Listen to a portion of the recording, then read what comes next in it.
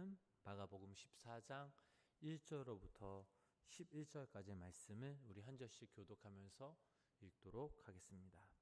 이틀이 지나면 유월절과 무교절이라 대제사장들과 서기관들이 예수를 흉계로 잡아 죽일 방도를 구하며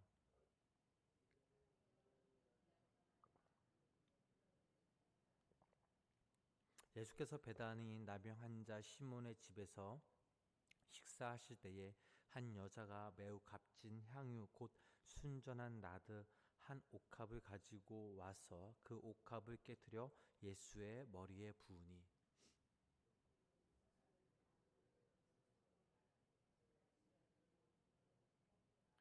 이 향유를 300데나리온 이상에 팔아 가난한 자들에게 줄 수 있었겠도다 하며 그 여자를 책망하는지라.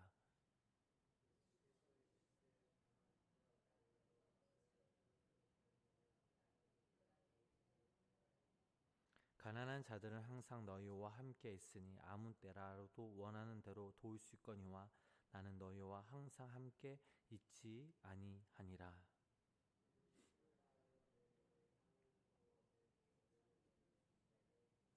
내가 진실로 너희에게 이르노니 온 천하에 어디서든지 복음이 전파되는 곳에는 이 여자가 행한 일도 말하여 그를 기억하리라 하시니라.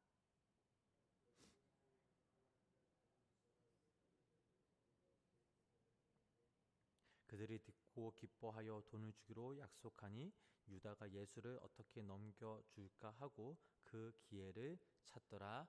아멘.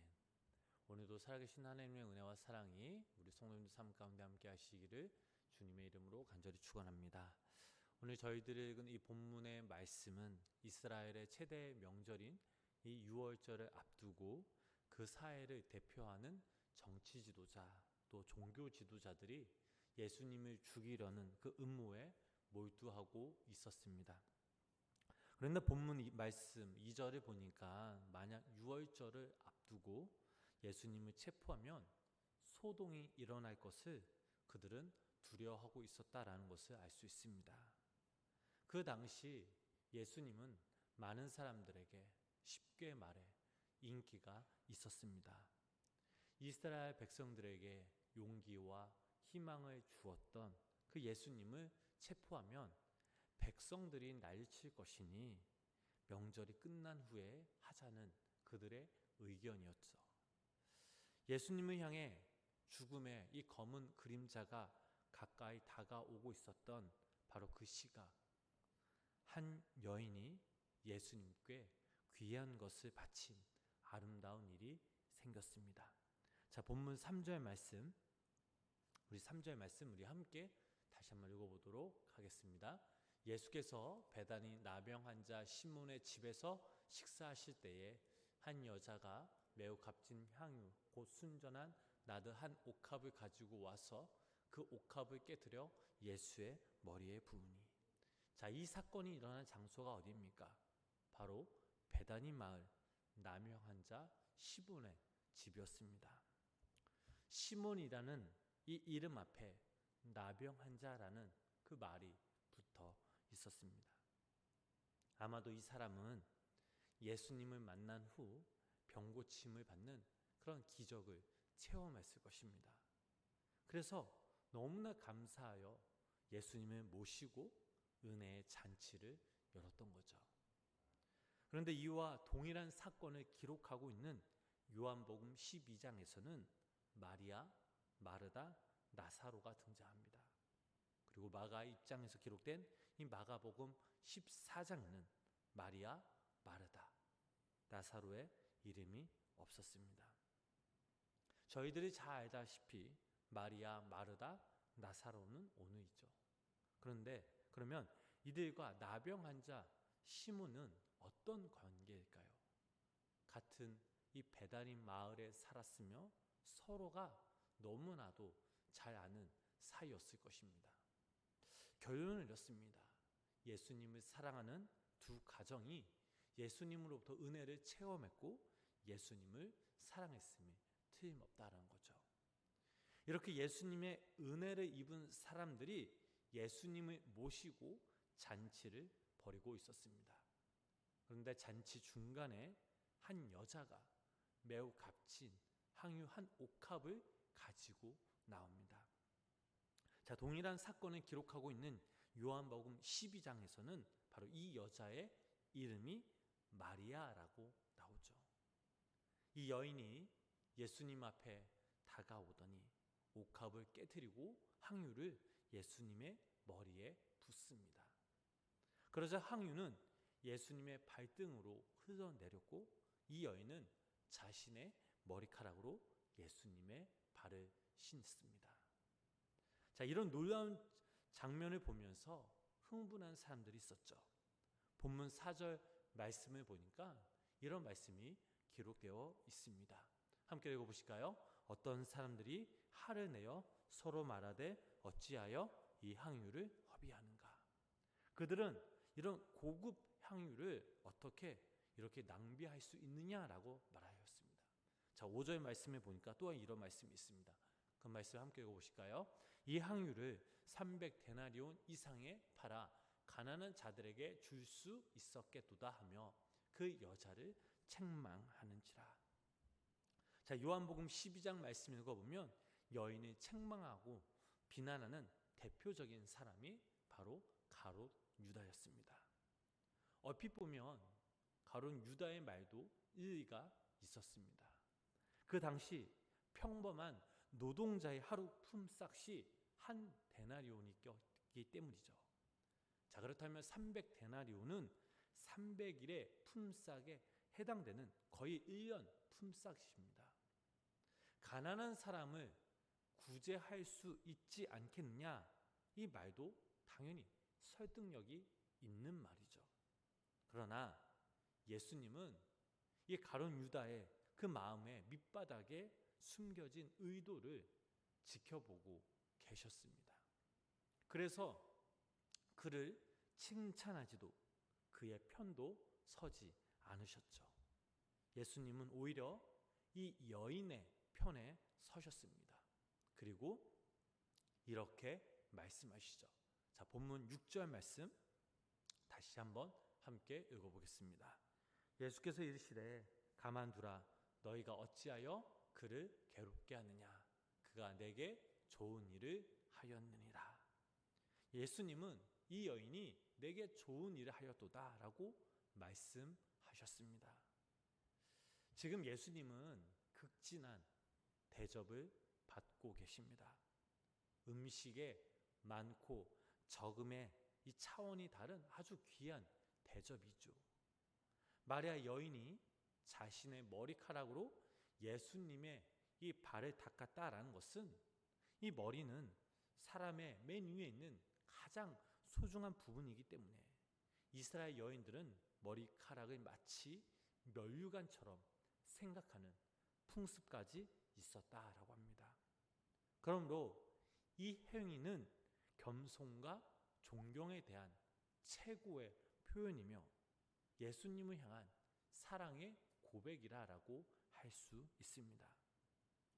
만약 향유만 붓고 머리카락을 가지고 발을 닦는 일이 없었다면 이 일은 그리 중요한 사건이 될 수 없었을 것입니다.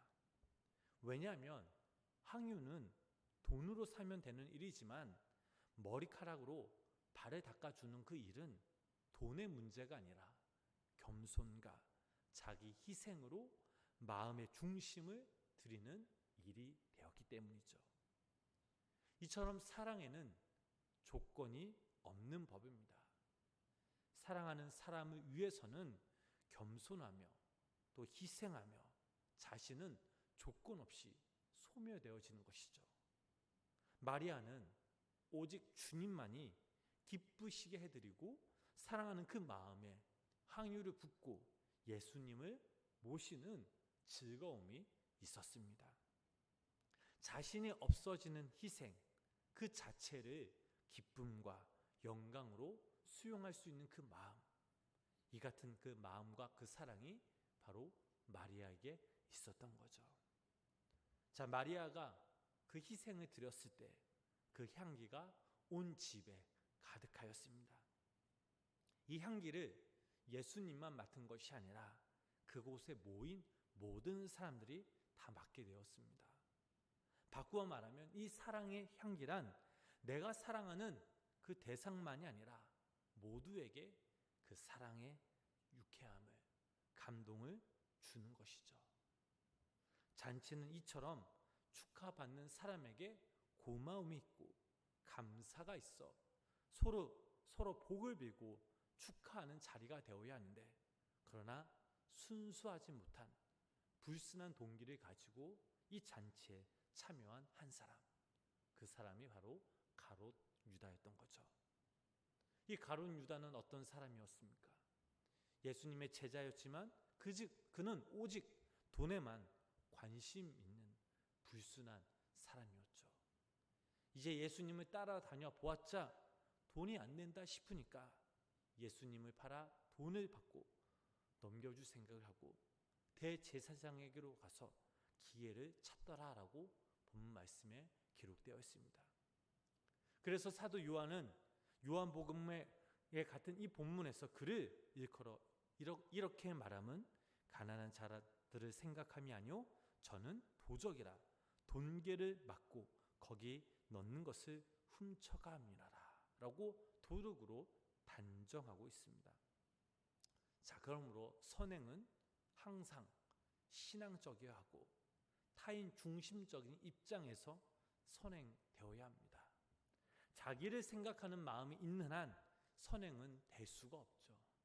선행이란 내가 인사받을 수 없도록 동기와 그 목적이 순수해야 하고 타인 중심적이어야 된다는 사실이죠. 알아주기를 바라는 마음으로 선행을 했다면 이 선행은 무효라는 사실이죠. 자, 예수님께서는 마리아의 행위를 비난하는 가룟 유다의 그 말을 막으시면서 오늘 귀한 말씀을 하셨습니다. 그 말씀이 바로 본문 7절 말씀이죠. 자, 우리 7절 말씀 함께 읽어보실까요? 가난한 자들은 항상 너희와 함께 있으니 아무 때라도 원하는 대로 도울 수 있거니와 나는 너희와 항상 함께 있지 아니하리라. 여기에서 항상이라 라는 말은 오늘 행하는 이 선행이 주님을 위하여 할 수 있는 마지막 선행이라는 뜻이죠. 그러므로 지금 예수님께서 십자가에 돌아가시는 이 마지막 사건 앞에서는 가난한 자의 일이 우선이 아니라 그리스도의 관계가 우선된다라는 사실입니다. 가난한 자는 항상 있으므로 기회가 또 있을 수 있지만 그리스도와의 관계는 이것이 지나가면 끝이라는 의미가 담겨져 있습니다. 사랑하는 우리 성도님 여러분, 마리아가 옥합을 깨기 전 그 사랑의 주님은 이 여인을 위해 자신의 옥합을 깨트리실 준비를 하셨습니다. 바로 예수 그리스도의 그 죽으심은 그분의 옥합을 깨트리는 거였죠. 그분은 십자가에서 우리들을 위해 자신의 옥합을 아낌없이 깨트리셨습니다. 자신의 존재를 깨트리시면서 우리의 죄를 짊어지셨고 십자가에서 보배로운 피를 쏟으셨습니다. 그리고 그 피로 말미암아 우리는 제사함을 받았고 깨끗함을 얻어 하나님의 아버지로 예수님을 나의 구주와 주님으로 모시게 살게 되었습니다. 자, 이제는 우리가 우리의 옥합을 깨트려야 할 순간입니다. 우리의 옥합은 무엇입니까? 우리가 깨트리기를 주저하는 것은 무엇입니까? 시간과 옥합을 깨트려 그것을 주님께 드리시기를 바랍니다. 내 자신의 이기적인 목적을 위해서만 사용하던 그 옥합을 깨트려 사랑하는 그 주님의 발 앞에, 그리고 우리의 옥합에서 흘러나오는 그 향유를 주님께 부으시기를 바랍니다. 내 육신, 내 욕망, 내 인생의 목표를 위해 달렸던 나라는 이 존재를 이제 주님 앞에, 그 사랑하는 주님 앞에, 주님 저를 사용하여 주시옵소서. 내 안에 주님이 항상 거하시기를 소망하며 기도합니다라고 고백해야 됩니다. 그래서 오늘 하루 살아가시는 우리 성도님들이 예수님을 사랑하시되 진실되게 순수한 그 사랑의 마음으로 조건 없이 헌신하며 나누며 품고 살아가시고, 특별히 우리의 옷값을 깨뜨려 그 예수님께 풀 때 예수님의 그 은혜와 그 사랑에 우리 성도님들 삶 가운데 함께 하시기를 주님의 이름으로 간절히 축원합니다. 기도하겠습니다. 사랑의 주님, 우리를 지키시고 또 우리를 보호하시고 또 은혜 가운데 거하게 하심에 감사를 드립니다. 매 순간순간마다 우리들은 주님의 은혜로 살아왔음을 고백합니다.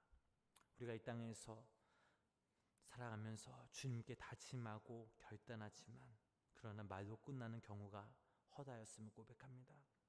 어찌 보면 우리의 믿음이 행함이 없는 믿음처럼 보여지며 느껴질 때도 있죠. 그래서 이 시간 우리가 다시 한번 주님께 결단하며 나아갑니다. 진정 주님을 사랑하는 그 마음, 헌신을 통해 주님을 기쁘시게, 주님께부터 칭찬받는 주의 자녀들이 되길 간절히 기도합니다. 우리의 가장 귀한 것들을 위해 아낌없이 내놓으신, 나를 위해 우리를 위해 죽으신 그 주님을 위해 어떤 일을 할 수 있는 믿음, 용기, 또 우리 자신의 옥합을 깨트려 우리가 그 옥합을 통해 주님의 그 발 앞에 쏟는 그 마리아처럼 마음과 정성을 다해 주님을 사모하며 주님께 날마다 향하는 우리 모두가 되게 하여 주시옵소서. 오늘도 이 시간 우리 성도님들의 간절한 기도 제목들을 가지고 나왔습니다. 아버지 하나님, 오늘도 이 시간 성령께서 함께하여 주셔서 우리를 위로하여 주시고 우리의 마음을 붙잡아 주시고 또 오늘 하루도 우리 주님의 은혜 가운데 거하는 귀하고 복된 삶을 살아가는 우리 모두가 되게 하여 주시옵소서. 예수님의 이름으로 간절히 기도드렸습니다. 아멘.